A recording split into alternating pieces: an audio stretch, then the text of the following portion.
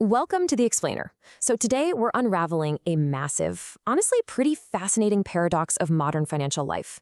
Have you ever noticed how some people pull in more money than their parents ever dreamed of, but somehow they seem even more stressed out? We're all taught that landing that higher salary is the ultimate ticket to freedom, right? But for millions of professionals out there, a higher income actually just brings a lot more pressure. Today, we're breaking down exactly why earning more often keeps you broke. And more importantly, we'll look at how to finally break that cycle. Picture this. You're sitting across from Guy A. He pulls in $300,000 a year, drives a brand new luxury SUV, kids go to a fancy private school. On paper, he is the absolute definition of success. But behind the scenes, he has zero liquidity. If he misses just 2 paychecks, he literally loses the house. Now contrast him with Guy B, a school teacher earning $80,000 a year, driving an old paid-off Toyota, but she sleeps like a baby every single night because she's got a portfolio that generates cash whether she clocks in or not. Section 1. The High Income Illusion. Okay, let's dive into this. Enter the Henry. That stands for high earner, not rich yet. We're talking about households bringing in anywhere from $150,000 to over $500,000 a year. These are your highly educated, dual income professionals. Think doctors, tech managers, lawyers. They live in these dynamic, expensive cities. They've grinded incredibly hard to climb the corporate ladder, but somehow, true wealth, that real, deep down financial security still feels completely out of reach. Now, if you think making $250,000 a year guarantees you financial peace, get a load of this statistic. According to recent data, over 36% of U.S. households earning $250,000 or more are still living paycheck to paycheck. Let that sink in for a second. More than a third of the top earners in the country are literally sweating, waiting for that next direct deposit to hit just to keep the lights on and the cars fueled. And the human toll behind that is staggering. A massive 77% of these high-earning individuals are actively losing sleep over money worries. They're what we call America's working rich. They make way too much to feel average, but they carry way too many obligations to feel secure. It is a really lonely place to be, mostly because society constantly tells them they have absolutely no right to be struggling. Section 2. The math against us. If you're feeling this exact anxiety right now, let me tell you, it's not just in your head, and it's not just some moral failure or a lack of discipline. There are intense, structural, mathematical realities at play here. Goldman Sachs actually has a great term for this, the financial vortex. Imagine a giant scale. Saving for retirement is sitting on one side, but it is in this constant, heavy, exhausting battle against the soaring costs of your fundamental daily needs pulling down on the other side. Housing, childcare, education. They're acting as these massive counterweights, making basic affordability a central crisis. Just think about how things have changed since the year 2000. The cost of fundamental needs has dramatically outpaced median wage growth. We're talking about massive structural shifts.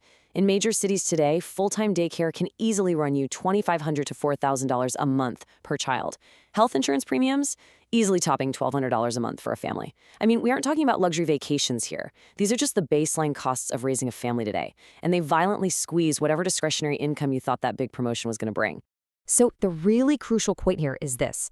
We are all victims of the headline salary illusion. We mentally anchor our entire lifestyle to that gross income, the flashy $300K headline.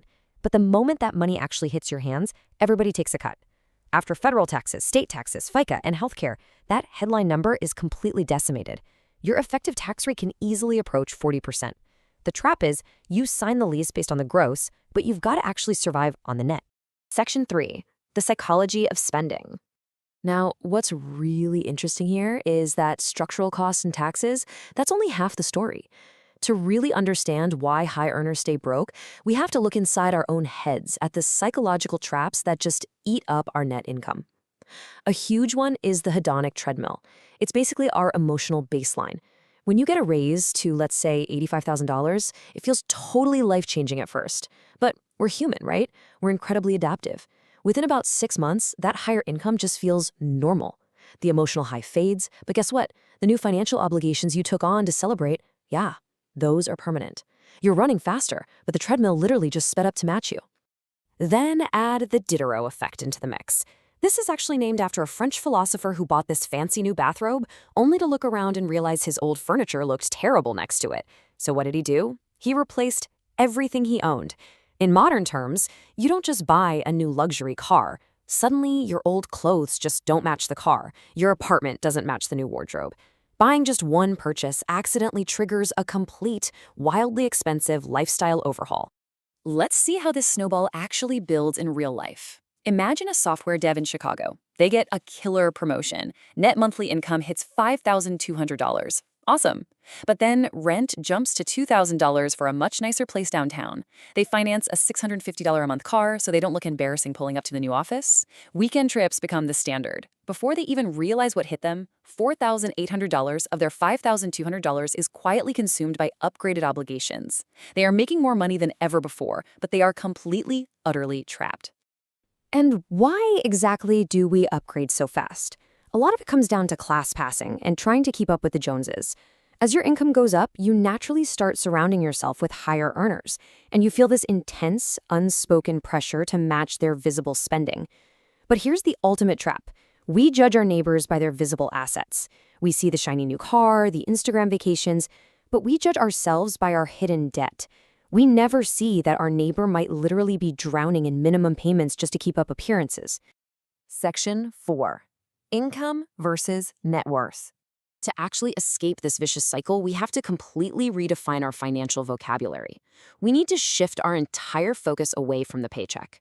I absolutely love this quote. Income is just the shovel, net worth is the pile. Let that marinate for a second. Your income is not wealth. It's merely a tool. It's just a transaction of your time for currency. Your net worth, which is your assets minus your liabilities, that is the actual scoreboard of your financial freedom. Having a huge shovel is totally useless if you're just using it to dig a faster hole. Relying strictly on cash flow is a really dangerous hallucination. When the money is flowing in hot and heavy every 2 weeks, we feel absolutely invincible. We look at, a $700 car payment and think, hey, I make 10 grand a month, that's nothing. But we are comparing a temporary monthly inflow, which, by the way, can stop instantly with one single layoff, against a permanent, legal obligation.